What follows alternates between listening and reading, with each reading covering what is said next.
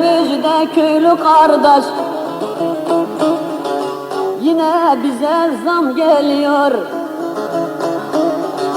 Zengine değil fakire, vallahi yine zam geliyor. Kardeş yine zam geliyor.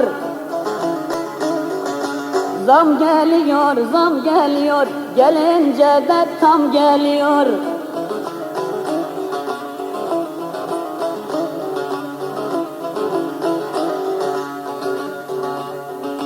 Şehirden ol ister köyde, açık bütçe dolar sende. Zam geliyor işit bende, vallahi yine zam geliyor. Kardeş yine zam geliyor. Zam geliyor, zam geliyor, köylü kardeş zam geliyor, işçi kardeş zam geliyor.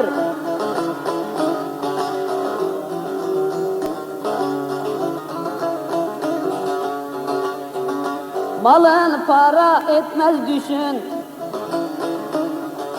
konuşma dost keldir başın. Kuru ekmek soğan aşın, ye babam ye zam geliyor, ye kardeş ye zam geliyor. Kuru ekmek soğan aşın, ye kardeş ye zam geliyor, ye babam ye zam geliyor.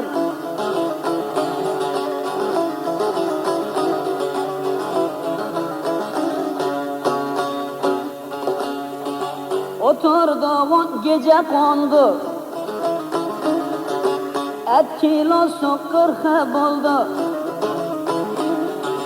Yine avrat cıplak kaldı, giydirmedik zam geliyor, alamadık zam geliyor. Zam geliyor, zam geliyor, geldikçe de tam geliyor.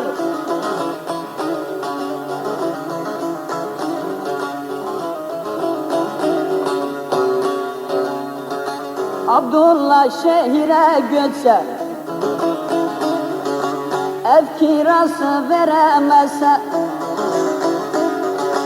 5 nüfusa bir ekmek alsa, az ye yavrum zam geliyor, sık kemeri zam geliyor. 5 nüfusa bir ekmek alsa, az ye yavrum zam geliyor, sık kemeri zam geliyor. Zam geliyor, zam geliyor, köylü kardeş zam geliyor, işçi kardeş zam geliyor.